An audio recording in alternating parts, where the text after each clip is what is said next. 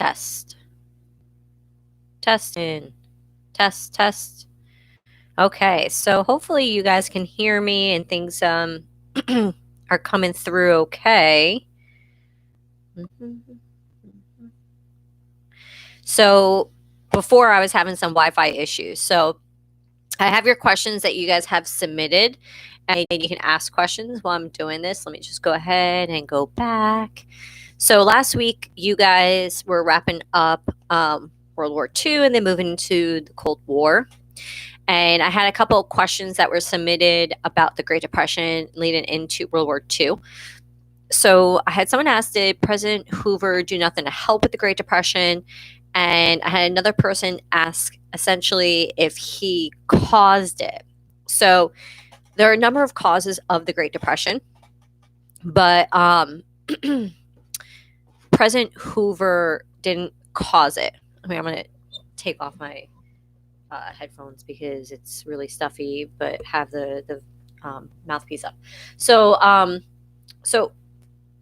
you probably remember seeing images of like Hoovervilles, and Hoovervilles were named after President Hoover because he didn't really do much to help with the issues of the Great Depression.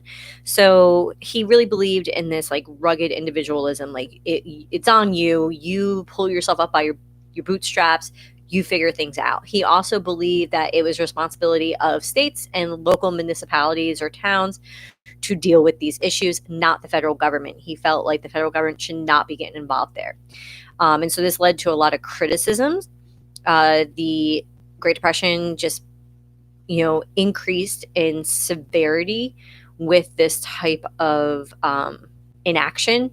And towns and states scrambled to try to deal with these major issues such as bank closures and foreclosures on farms and houses and high levels of unemployment. And so that's why often Hoover is kind of seen as I guess the villain of the story, like being problematic, and often is compared to then Franklin Delano Roosevelt, who we see the powers and the involvement of the federal government really expand under Franklin Delano Roosevelt. And I always say I'm biased because I grew up in Hyde Park, which is where FDR is from. That's where his museum and library is. And so I always have this fondness for FDR. But during his I guess say reign, a lot of people saw him as a dictator. There was no amendment yet that forced a 2-term presidency. He was elected 4 times a presidency. And then it's after this that we get an amendment that makes it where you can only be a president for 2 terms. And what we see is like he created a number of policies through congressional legislation during the New Deal to add to relief and recovery, etc., to try to help with these issues. And many people saw him as overstepping his power, the government overstepping their power, and a lot of these New Deal programs end up going to the Supreme Court. So you probably remember with the court packing scheme, he wanted to put more Supreme Court justices on the bench. He obviously would have nominated them. They would be loyal to him, and then hopefully they wouldn't say that his New Deal policies are unconstitutional like they have been. This does not actually happen, though. He's never able to push that through. He's highly criticized for the idea, and we go on. So a lot of people ask, how does World War II end the Great Depression? So all these New Deal policies, all of this deficit spending where the government's throwing money at these problems, trying to recover the economy, trying to put people to work, there's some recovery, but not enough to really bring us out of the Depression. What brings us out of the Depression is World War II. And the reason this brings us out of depression is multifaceted. So one, before we actually join the war, we start producing goods for the war effort, and through the Lend-Lease Act, which is passed, we are lending and leasing materials to nations we see as being vital to the defense of democracy globally. So pretty much Great Britain and her allies, and eventually our ally. So we are producing a lot of goods for the war. Then, when we enter the war, a lot of young men, just like my grandfather and his cousins and his brothers and every other young man in their neighborhood that was eligible, um, then joined the military. And then they would leave their jobs, and these jobs are still vital to the war effort. So women and other minorities or men who were unable due to age or physical ailments to join the war effort would then go and replace them. And so what we see is we have very low unemployment. We are mass producing all these goods needed for the war effort. After the war ends, we, just like World War One, we're loaning money out, we're helping countries rebuild, and we have this massive economic boom that really pulled us out of the Great Depression there. Um, let me see if there's any other Great Depression questions before I move on.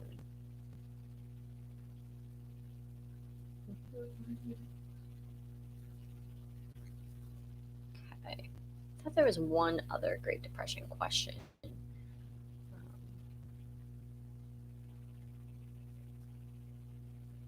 Oh, so is Great Depression, it was Hoover's fault? No. Like I mentioned earlier, it was not President Hoover's fault, but his lack of action because of ideological beliefs exacerbated it, according to many historians. It's one of those things debated, but he did very little to try to address that. So there's a couple of questions about World War II. So some of that is so question, I believe, number 9. Yes, number 9 on your study guide. People were asking a little bit more clarification on what domestic policies are used by the U.S.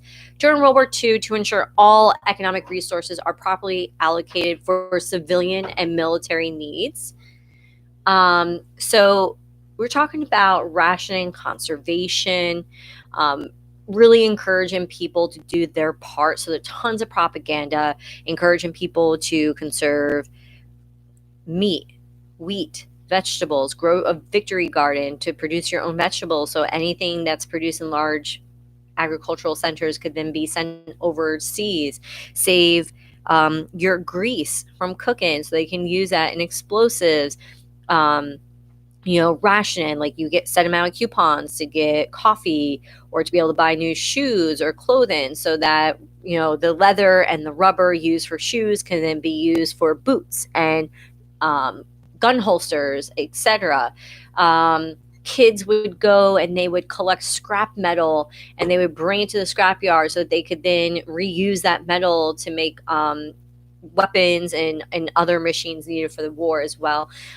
They encouraged the buying of war bonds to help fund the war. Um, they also are going to use propaganda to encourage enlistment, not just in the military, but also to get women and other minority groups to work in war industries. And then also keep in mind another domestic policy would be the relocation of people of Japanese ancestry in the United States. So that's like leads to Korematsu versus the U.S., where Fred Korematsu sues that his rights are being restricted, and the Supreme Court says, "Hey, it's time of war. It's completely legal." And it's not until the 1980s, in my lifetime, that the United States apologizes for essentially rounding up people of Japanese ancestry on the west coast of the United States and relocating them to essentially concentration camps where they're going to be detained, their properties confiscated. Many of them never get their homes or businesses back. Which is why in the 1980s, when there's a formal apology, there's also a reparation payment made to individuals who survived that. So the interview you guys watched with George Takei, he was like 4 when he went into one of the camps with his family, and he reflects on that experience. Okay, other questions for World War II? And if you have questions, you can go ahead and put it in the chat, and I'll be happy to answer those questions. I already did domestic policies.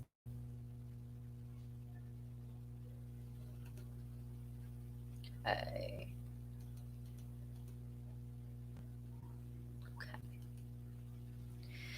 So some people had asked about how World War II affects women and other minority groups. So remember, think about like Japanese Americans are sent to internment camps. African Americans have like a second wave of the Great Migration where they will move into northern cities for jobs. Um, and what we're going to see is a number of issues still remain in World War II, such as segregation, that will come to the forefront and will help then lead to a civil rights movement. You also see women taking on the male roles within the workplaces. So all of those are ways that minority groups in the United States are going to be impacted by World War II. Other things about World War II that you might want to keep just keep in mind, like a lot of people get confused. The U.S. enters World War II after the United States is bombed by Japan at Pearl Harbor. Okay, so some people get confused with World War I on this. So this is where Pearl Harbor is attacked, and then the U.S. the following day will declare war. Just to kind of roll it back to the Great Depression and the New Deal, just make sure you review relief, recovery, and reform so you understand that. So relief is for the needy. This is going to be like work programs, unemployment. Recovery is to try to fix like our economy. So they're going to create something like the Federal Deposit Insurance Corporation to protect your savings accounts in banks. They're going to try to pump money into the economy, and then this leads to reform of the economy. So we got to prevent this from happening again. So like things like the Security and Exchange Commission will be created to solve the problems in the stock market, and try to prevent people from buying on margin again, or some of the corruption that was taking place where people were overinflating the values of their stocks to try to make more money. Okay. And then there was quite a few questions about the Cold War. I think some of these came in because we were still doing the Cold War, and we'll be wrapping it up today and tomorrow with the end of the Cold War. So some people were asking about McCarthyism. So Senator Joseph McCarthy claimed to have a list of all of these communists in the United States who are trying to infiltrate our government. They are trying to undermine everything that's American, and he was very adamant about it. So he's calling these people out. They're putting them on trial. They're testifying in front of this massive committee. It's being placed on TV, and people are watching this. And what we see is it becomes known as McCarthyism. This is like the second Red Scare, and it's this huge wave of anti-communism. People are there's a lot of anti-immigrant rhetoric as well, that immigrants are coming into America with these anarchist and communist ideals, and they're undermining us. People become really afraid of communism. They're afraid that they're spies. These people could be anywhere, and so they're willing to accept like limitations on free speech and such to protect against that. We see during this era of McCarthyism, there's a lot of people who are arrested. They're blacklisted, so they can't get work. They lose their jobs. They tend to target people in Hollywood and in education. One of the really famous cases of like this second Red Scare is the Rosenbergs, who were executed for espionage, and they swear all the way to the very end that they were innocent. And it's a very controversial case. Some people were like, hey, they were dealt with fairly. Other people were like, no, this was all because of this like rhetoric, and people are afraid. They were innocent. They did not get a fair trial. So, in some ways it's very similar to Sacco and Vanzetti from the World War I era, when we started looking at the first wave of the Red Scare. And so there's just this hysteria going on. And of course, this ties into how the Cold War affects Americans. So if you read The Crucible by Arthur Miller in English class or for fun, or saw the movie, what you hopefully can start to connect is that was actually an allegory for this McCarthyism. Like, this is written during this era. And yeah, he's talking about the Salem witch trials, but he's really pointing out how hysteria leads to these unfair trials and executions and imprisonment of people. So you have this mass hysteria, this fear of communism. The House Un-American Activities Committee is formed to hunt down these communists and anything that's un-American. That's part of the McCarthyism era. So like Joseph McCarthy is going to be one of the spearheads of that. We also see there's this fear of nuclear war hanging over the heads of Americans because of the Cold War, and this leads to like PSAs, like public service announcements, like duck and cover. Like, what should you do when an atomic bomb goes off? Like, what does that look like, and how do you survive it? People are blacklisted. We start to see that during the Cold War, and when you did your 1950s work, there's this big push to conform and be part of this like homogenous American society. So you see like, the baby boomer generation. So when you hear okay boomer, these are the people they're talking about. They're talking about this generation of children born after World War II during this early stages of the Cold War. And you have the family move into Levittown, and they all have the same cookie cutter house with the white picket fence and the little dog and the 2.5 kids and the station wagon. And it's all about suburbanization and blending in and just being the typical American family. And all of this comes out of this fear of the other and trying to kind of fit into society. But then you always have those groups on the outside that don't really fit that ideal. And when we looked at the 1950s, you saw that with how various minority groups were being treated, but also keep in mind that for single mothers and in very impoverished families, like, the mom couldn't stay at home and be a stay-at-home mom, like Leave It to Beaver and cooking dinner and putting it on the table and meeting the husband with a martini, like when he comes home from work. That just wasn't a reality for many Americans, because they had to work to be able to provide for their families one way or the other. So, there's this push for homogeneity, but at the same time, some people just couldn't. They didn't have that option. Okay, other questions? Okay, so see what else I have. Foreign implications. Okay. So some other questions to the Cold War, I'm just going to go through.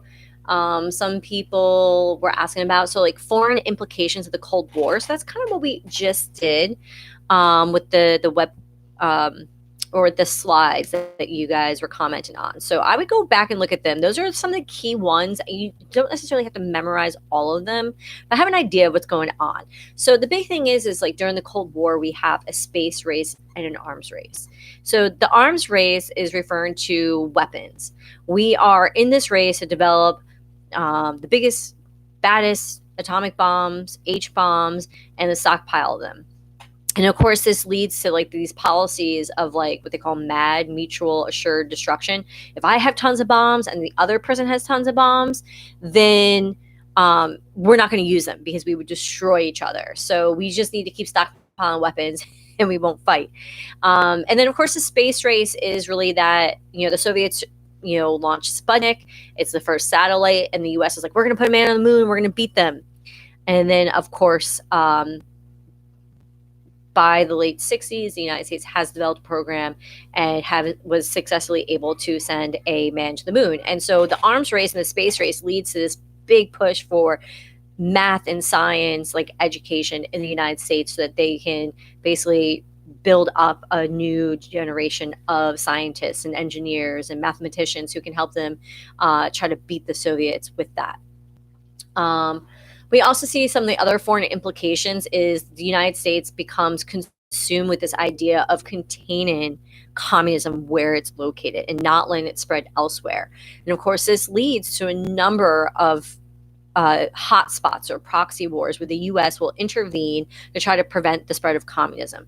So the big ones would have been the Korean War and the Vietnam War. And of course, today, Korea is still divided. You have North Korea is still communist, South Korea is democratic. And then in Vietnam, again, you see the push start in the north from communists because of course that northern border is closest to communist China, and then obviously communist Soviet Union, and then they pushed down. Ultimately, though, the U.S. will pull out of Vietnam. It became so unpopular. Tons of protests. Thousands of young people are being drafted and dying, and ultimately the U.S. will pull out, and communism will essentially take over Vietnam. And so, in many ways, this policy of containment fails because it does spread to these areas. So, this theory and this domino theory, hey, if one of the dominoes falls, the rest will fall. If Vietnam falls, the rest will fall. It's kind of true because then it spreads into Laos and Cambodia as well. This has also led to U.S. involvement in Latin America. So you had like the Cuban Missile Crisis that we looked at. There's others as well, but for the purposes of the test or just general understanding, if you know the hotspots such as Vietnam and Korea and the Cuban Missile Crisis, those are the big ones.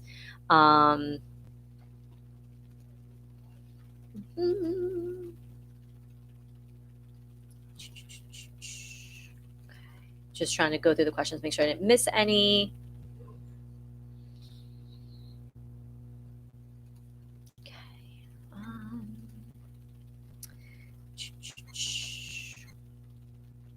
I think those are the general questions that you guys asked. But I'm going to go and just kind of skim through the test to kind of just point out a few things you might want to know before Monday.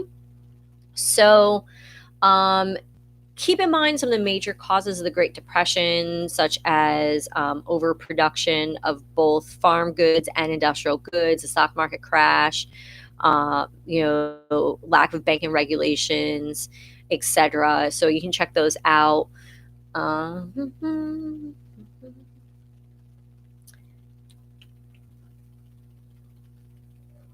keep in mind that like Hoover and Roosevelt had different ideas of how to deal with the Great Depression. Take my glasses. No, I can't take my glasses off. I can't see. I was gonna say you see like glare. That's fine. And of course, like FDR, while he was largely seen as being successful, ultimately World War II is really what pulled us out.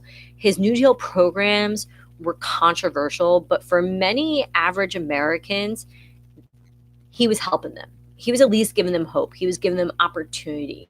Many of his works programs, though, through the New Deal, have been seen as being racist because it was pretty much for young white men and excluded other groups of people.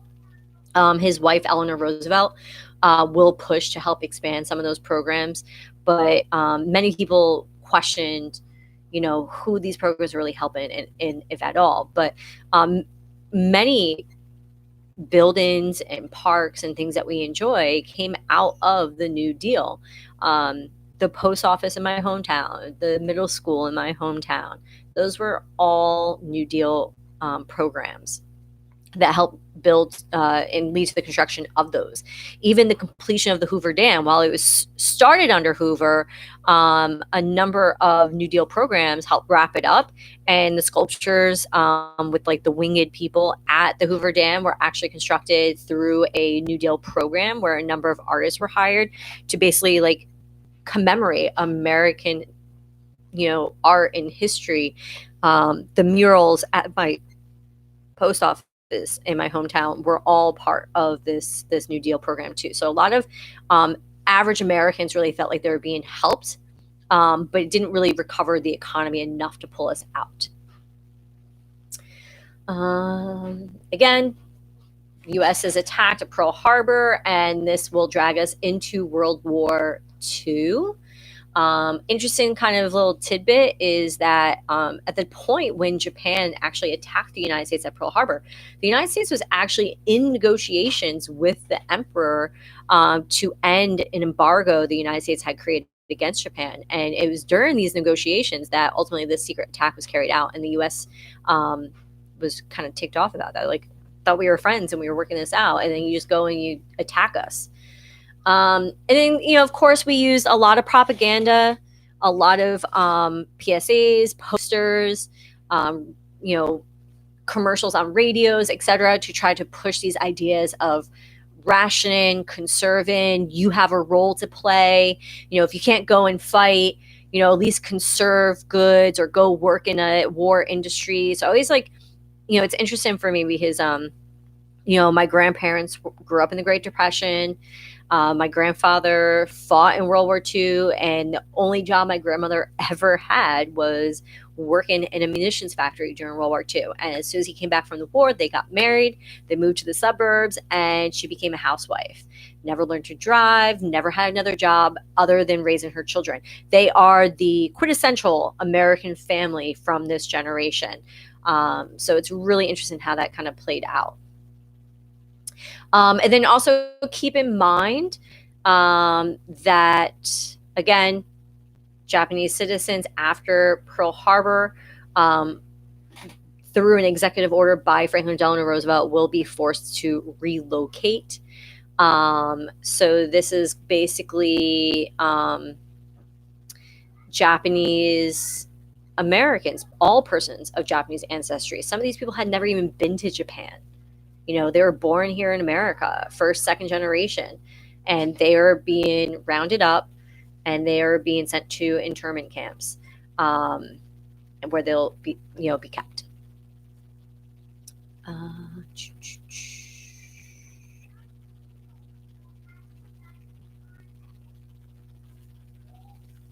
Okay, let's see. Just scrolling through the tests to see what's on there, to make sure we didn't miss anything.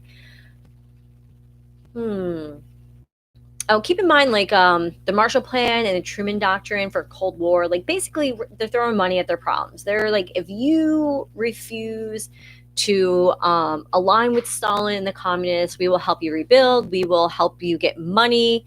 And part of this is because they need to contain communism.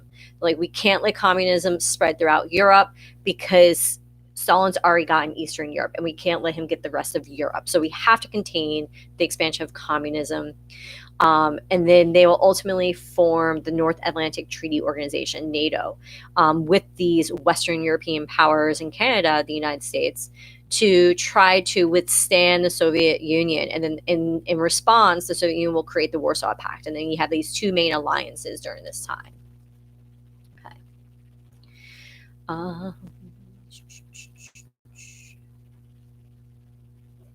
Okay. Just scroll the test. Make sure I didn't miss anything that's important. Pro tip, I would go back and look at like some of the political cartoons that we did. The test is going to be 3 multiple choice question sets. So each question set has 2 questions. So there'll be a question set on the Great Depression, on World War II, and then the Cold War. You will have a political cartoon, which could be from Great Depression, World War II, or Cold War, in which you need to explain or list the observations. So explain what you're seeing. You need to make an inference. What do you think's happened in the cartoon based on what you see? And then summarize the main idea. Like, what's the main idea of the cartoon?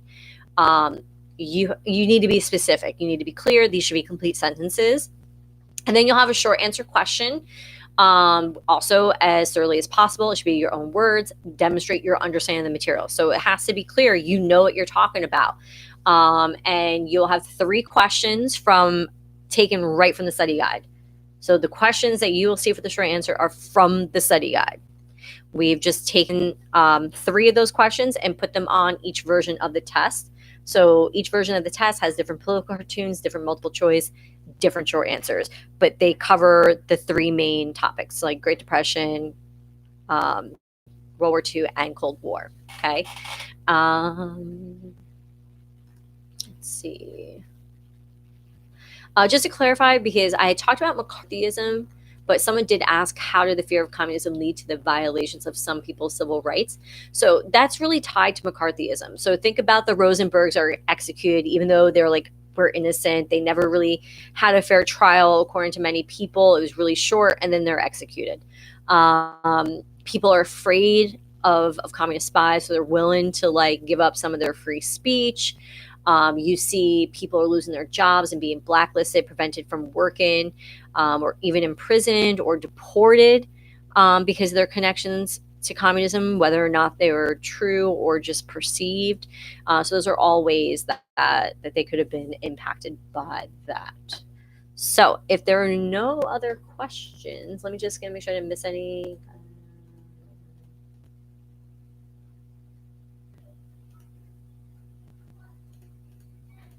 Just making sure I didn't miss any.